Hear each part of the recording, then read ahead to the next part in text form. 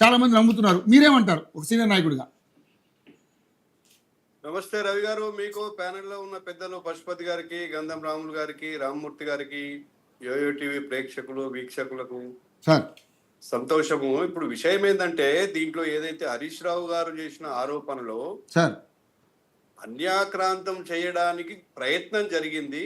ఉమ్, ఫిబ్రవరి 24 తేదీ వరకు అది ప్రభుత్వ భూమి, ఉమ్, 28 నాడు అది ప్రైవేట్ వ్యక్తుల కట్టబెట్టిండ్రు ఉమ్, అనేది వాళ్ళ ఆరోపణ. ఉమ్, కానీ ఆ ప్రయత్నం జరిగింది. దాన్ని మళ్ళా ఏదో ఆర్డీఓ గారు దాన్ని వెనక్కి తీసుకున్నారు. ఉమ్, అయితే ఇప్పుడు దీంట్లో హరీష్ రావు గారు ఒక ప్రతిపక్ష నాయకుడిగా ఆరోపణ చేసిండు. ఉమ్, దాంట్లో వాస్తవాలు ఏంది అనేది సంబంధిత మంత్రి గాని లేకపోతే సంబంధిత ఐఏఎస్ అధికారులు గాని బయట పెట్టాలి. ఉమ్, ఇప్పుడు వాళ్ళు ఏది వివరణ ఇవ్వకుండా ఇప్పుడు ఏమైందంటే సడన్ గా ఆ తహసీల్దార్ ను ట్రాన్స్ఫర్ చేశారు. ఉమ్, సో ఏసీపీ వాళ్ళు వెళ్ళారు. దీని మీద ఆ పత్రికలలో అంతకు ముందే వచ్చినటువంటి వార్తల ఆధారంగా అవును, ఇక్కడ కుంభకోణం జరిగింది. అయితే దాన్ని కప్పిపుచ్చుకోవడానికే అక్కడి నుంచి తహసీల్దార్ కాబట్టి ఇప్పుడు అనుమానాలు వస్తున్నాయి. అవును, వాస్తవంగానే ఏమన్నా అయాచితంగా లబ్ధి చేకూర్చే ప్రయత్నం చేసినరా, లేకపోతే నవాబుల భూములు వాళ్ళు ఏదైనా ఆర్డర్ తెచ్చుకుంటే ఏదైనా ఇప్పుడు మనము ప్రతిదీ దాంట్లో అన్ని విషయాలు తెలియకుండా మాట్లాడడం కూడా కరెక్ట్ కాదు కదా. ఇప్పుడు ఒకవేళ ఏదన్నా కోర్టు లేకపోతే ట్రిబ్యునల్ ఆర్డర్ ఇచ్చింది అనుకోండి, సంబంధిత అధికారి దానికి సంబంధించినటువంటి జీవో ఇవ్వాలి. ఇవ్వకపోతే కంటెంట్ ఆఫ్ ది కోర్ట్ అవుద్ది. అంటే నేను దాన్ని నిర్ధారిస్తలేను, కానీ ఏం జరిగింది అనేది ప్రభుత్వం చెప్పాల్సిన అవసరం ఉంది. ఇప్పుడు 170 ఎకరాలు శంషాబాద్ కు దగ్గరలో అంటే వాస్తవంగా చాలా విలువైన భూమి. ప్రభుత్వాన్ని ప్రభుత్వం యొక్క బాధ్యత ఏంటంటే, ప్రభుత్వం కస్టోడియను. ప్రభుత్వం అంటే ప్రజలది ఆస్తి. ప్రభుత్వంలో ఉన్న అధికారిది కాదు కదా, ఎవరికంటే వాళ్ళ కట్టుబెట్టడానికి, లేకుంటే మంత్రిది కాదు కదా, వాళ్ళు కేవలము ట్రస్టీలు.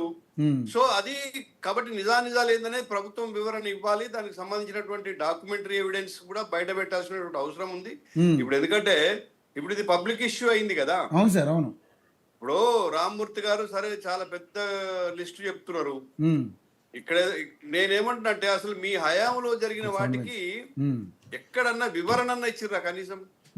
మనం చూసాం ఈ ప్రభుత్వం బిఆర్ఎస్ పార్టీ ప్రభుత్వం మారిన తర్వాత ఇవాళ అమేయ కుమార్ అనేటువంటి కలెక్టర్, అక్కడ రంగారెడ్డి జిల్లా కలెక్టర్ చేసినటువంటి అక్రమాల మీద, భూ బదలాయింపుల మీద ఈ రోజు విచారణ జరుగుతుంది. ఈడీ విచారణ కూడా జరుగుతుంది. అమయ్ కుమార్ 100 ఎకరాలు అన్నిలో కట్టబెట్టిరు. ఆ రోజు మేము ఫ్రీజ్ చేసినాం అంటారు. 100% ఫ్రీజ్ చేశారు. చాలా పెద్ద చేశారండి.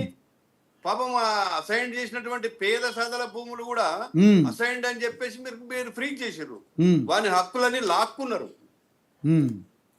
నేను చెప్తున్నాను, గతంలో కూడా నేను కూడా అందులో బాధితుడిని. అప్పుడు ఎప్పుడో 1982లో అసైన్ చేసినటువంటి భూమి మీరు ఫ్రీజ్ చేశారు. ఈ రోజు వరకు రిలీజ్ కాలే. ఆ ప్రభుత్వం అదే చేసింది, ఈ ప్రభుత్వం అదే చేసింది. సరే, ఇప్పుడు వీళ్ళు భూభారత్ అని పెట్టి సంస్కరణ తీసుకొస్తామని చెప్పేసి వీళ్ళు కూడా ఇంతవరకు ఏ విధమైనటువంటి మార్పు ప్రక్రియ స్టార్ట్ చేయలేదు. కానీ డెఫినెట్ గా ఈ ప్రభుత్వానికి కూడా దురుద్దేశాలు ఉన్నాయి. ఎందుకంటే దాని మీద ఈ భూభారతిలో కూడా ఇంతవరకు ఏ విధమైనటువంటి పరిష్కారం కాలేదు. లక్షలాది దరఖాస్తులు వచ్చినాయి, ప్రభుత్వం దగ్గర పెండింగ్ ఉన్నాయి. కాబట్టి ఈ పర్టికులర్ ఇష్యూలో డెఫినెట్ గా ఇంత పెద్ద ఎత్తున ఆరోపణలు వచ్చిన సందర్భంలో ప్రభుత్వము దీనికి సంబంధించినటువంటి నిజాలు బయట పెట్టాలా. మేము కూడా మా పార్టీ తరఫున ఓ డెలిగేషన్ పంపాలని చెప్పేసి నేను మా రాష్ట్ర నాయకత్వానికి కూడా సూచిస్తా. ఎందుకంటే ఈ చిన్న విషయం కాదు కదా. అవును సార్, అవును. ఏం జరిగింది అనేది డెఫినెట్ గా మనము దీన్ని ప్రజలకు చెందాల్సినటువంటి దాన్ని అక్రమంగా ఎవరికో కట్టబెట్టాలన్నా కూడా మనము చూస్తూ ఊరుకోలేము. కాకపోతే బిఆర్ఎస్ పార్టీ ఏమి శుద్ధపుసలు కాదు, కాంగ్రెస్ ఏమి శుద్ధపుసలు కాదు. ఈ రెండు కూడా తాను ముక్కలే వచ్చినాయి. వాళ్ళు చేశారు, వీళ్ళు చేస్తున్నారు. ఇవన్నిటి మీద కూడా ఈ ప్రభుత్వానికి చిత్తశుద్ధి లేదు. కాబట్టి గతంలో జరిగినటువంటి భూముల క్రయ విక్రయాల మీద కానీ లేకుంటే అలాట్మెంట్ల మీద కానీ ఇంతవరకు ఏ విధమైనటువంటి సిట్ వేయలే. నేనేమంటా అంటే, ఇప్పుడు హరీష్ రావు గారు చేసిన ఆరోపణల ప్రకారం ఈ పర్టికులర్ ఇష్యూలో సిట్ వేయాలంటే మీరు గతంలో చేసిన వాటి మీద కూడా మీరు ఆహ్వానించండి. అప్పుడు మీ చిత్తశుద్ధి నిరూపించుకోండి. గతంలో కూడా అనేక జరిగినట్టుగా మనం అనేక విషయాలు వెలుగులోకి వచ్చినాయి. అవును సార్. కానీ అవన్నీ మరుగున పడిపోయినాయి. దేని మీద కూడా తేల్చకుండా ప్రభుత్వం కాలయాపన చేస్తుంది. కాబట్టి ఈ పర్టికులర్ ఇష్యూలో ఈ పెద్ద షాపూర్ గ్రామంలో జరిగినటువంటి 170 ఎకరాల భూ లావాదేవీల విషయంలో ప్రభుత్వం అయితే దీని మీద బయట పెట్టాలి. సంబంధిత అధికారులు ఎవరైనా తప్పు చేస్తే వాళ్ళ మీద యాక్షన్ తీసుకోవాలి. ట్రాన్స్ఫర్ చేయడం వల్ల ఈ సమస్యకు మనం వాళ్ళకి శిక్షించినట్టు కాదు. వాస్తవంగా తహసీల్దార్ హస్తం ఉంటే, ఇంకెవరైనా పై అధికారుల కలెక్టర్ హస్తం ఉంటే డెఫినెట్ గా యాక్షన్ తీసుకోవాలి.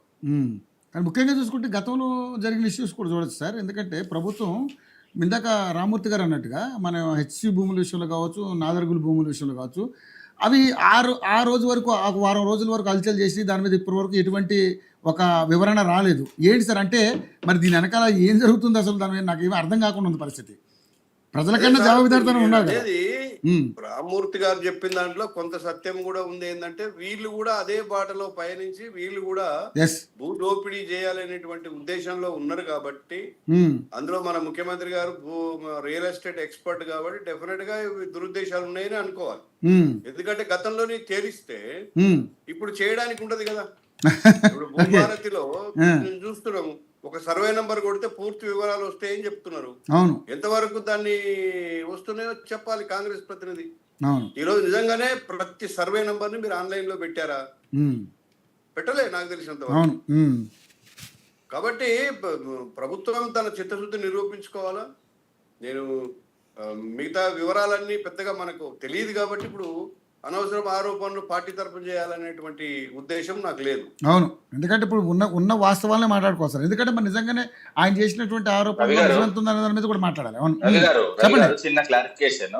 కాంగ్రెస్ పార్టీ అదే విధంగా ఇంతకుముందు బీఆర్ఎస్ పార్టీ ప్రభుత్వ ఆస్తులకు సంబంధించి ఎసరు పెట్టినంత మేము ప్రభుత్వ ఆస్తులకు ఎక్కడ కూడా అమ్మడానికి మేము చూడలేదు. ముఖ్యంగా ఏంటంటే మేము చేసింది కూడా ఏ విధంగా చెప్పినాం. అదే విధంగా బీజేపీ పార్టీ ఏం చేయలేదంటే చిన్న క్లారిఫికేషన్. ఎందుకంటే మొత్తం 60 లక్షల కోట్ల విలువైన ప్రభుత్వ ఆస్తులను కేవలం 5 లక్షల కోట్లకే అదైతే అదానీ అంబానీ లాంటి కార్పొరేట్ మిత్రులకు కట్టబెట్టినట్టు ఇది ఆధారాలతో సహా చెప్తున్నాయి.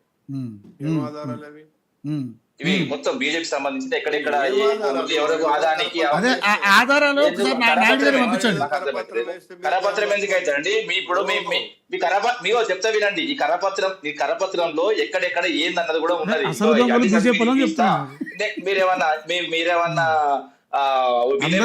మొత్తం జాతీయ దొంగలు నేను చెప్తున్నా కదా. ఇప్పుడు అదానికి అంబానీకి మీరు ఇచ్చింది వాస్తవం కాదా? ఇప్పుడు అట్లని కాదండి. ఇప్పుడు ప్రధాని అదాని అదే విధంగా అంబానీ అయిపోయింది నిజం కాదా? ఇంకోటి ఏంటంటే ఇంకో మిగతా ప్రజలకి ఏం లాభం జరిగిందండి? ముఖ్యంగా చెప్తే అదాని అంబానీ బాగా డెవలప్ అయింది వీళ్ళు వచ్చిన తర్వాత. అంత ముందు కూడా కాంగ్రెస్ పార్టీ అదే పని చేసింది, వీళ్ళు వచ్చిన తర్వాత అదే పని చేసిండు. ముఖ్యంగా ఏంటంటే ఇప్పుడు బిఎస్ఎన్ఎల్ ముచ్చట తెలిస్తే లేదా కళ్ళ ముందు లేదా అంటే ఏ విధంగా నష్టం అయిపోయింది, ఏ విధంగా ప్రభుత్వాలు కోల్పోతున్నది చాలా ఉన్నాయండి మాట్లాడుకుంటే. చెప్పండి. ఇప్పుడు భూ కేటాయింపులు అనేది భారతదేశంలో పూర్తిగా రాష్ట్ర ప్రభుత్వ వ్యవహారం. కేంద్ర ప్రభుత్వం ఒక పెద్ద డిఫెన్స్ ఫ్యాక్టరీ పెట్టాలన్నా డిఫెన్స్ ఏది ఇంకా అంతే చెప్తున్నాను, అది కూడా రాష్ట్ర ప్రభుత్వం కేటాయిస్తేనే భూములు కేటాయింపు జరుగుతుంది. మీరు అన్నట్టుగా సరే ఆ వివరాలు ఏదో వారి ఆరోపణలు ఏదో తెలియదు కాబట్టి పూర్తి వివరాలు బయటకు మరి ఇవాళ సబ్జెక్ట్ కాదు వాస్తవంగా. దాని మీద మళ్ళీ డిబేట్ పెట్టండి. అంటే మీరు కూడా దేశవ్యాప్తంగా సార్, మీరు కూడా దేశవ్యాప్తంగా మీరు కూడా అతిథులు కాదు, దేశవ్యాప్తంగా మీరు కూడా భూముల్ని వాళ్ళకి దారాదత్తం చేస్తున్నారు. తన ప్రియ మిత్రుడైన అదానికి దేశంలో 30% పోర్ట్లు, ఎయిర్పోర్ట్లు, విద్యుత్తు, బొగ్గు నిల్వలు అప్పగించిల్లు. ఈ విధంగా కూడా వాళ్ళకి అప్పచెప్పిన పరిస్థితి కూడా చూశారు. 30% ఒకటి కూడా కాదు, 2 కాదు. గ్లోబల్ టెండర్ లేకుండానే అప్పగిస్తారా? నామినేషన్ పద్ధతిలో అప్పగిస్తారా మీరు ఇచ్చినట్టుగా? మరి అదానికి అది చూడండి, మరి ఎట్లా వచ్చిందో Adani Ambani single bid win వచ్చింది. మరి ఎట్లా వచ్చిందో సింగిల్ బిడ్ ఎట్లా వచ్చిందో అర్థం చేసుకోండి. సింగిల్ బిడ్ ఏ విధంగా వస్తుందో కూడా మీకు కూడా తెలుసు. ఎందుకంటే ఎంత భయభ్రాంతులకు గురి చేస్తారు. కాబట్టి ఎందుకు కాళేశ్వరం 2 కంపెనీలు, ఒక కంపెనీ కాదు. ఇప్పుడు మీరు గంగా సంబంధించిన మీరు ఎవరికైతే ఇచ్చిల్లో, గంగా మీద వాటర్ సంబంధించి ఎవరికి ఇచ్చిల్లో, గంగా మీద వాటర్ సంబంధించి గంగా మీద వాటర్ శుద్ధి కర్మాగారాలు ఎవరికి ఇచ్చినా మీ గవర్నకే ఇచ్చినాం. అది కూడా టెండర్ ప్రక్రియ 30 మంది పాల్గొన్నారు మా దగ్గర, మీ దగ్గర ఒక్కలా కాదు. 30 మంది పాల్గొంటే టెండర్ లో తక్కువ ఇచ్చిన వాళ్ళు ఆ సబ్జెక్ట్ మనం మాట్లాడదాం, దాని గురించి మాట్లాడదాం. చెప్తున్నా మీరు అన్న పాయింట్ ఒకటైతే నేను నాయుడు గారిని అడిగాను ఏంటంటే నిజంగానే దేశవ్యాప్తంగా ఉన్నటువంటి భూముల్ని అదానికి అంబానికి దారాదత్తం చేస్తున్నారని ఆరోపణ మీరే కాదు చాలా మంది చేస్తున్నారు, కాంగ్రెస్ పార్టీ కూడా చేస్తుంది. కాబట్టి దాని మీద మాట్లాడదాం సార్. మీరు అదే మాట్లాడతారు. నేను కాదు సార్, నేను కాదు, ఆరోపణలు వస్తున్నాయంట, నేను మాట్లాడటం కాదండి. కేంద్ర ప్రభుత్వానికి సంబంధంలో ఇంచి భూమి ఉండదు కేంద్ర ప్రభుత్వం దగ్గర. మీ భూములు ఎందుకు ఉండేవాడు కేంద్ర ప్రభుత్వం దగ్గర? సెంట్రల్ గవర్నమెంట్ సంబంధించిన భూములు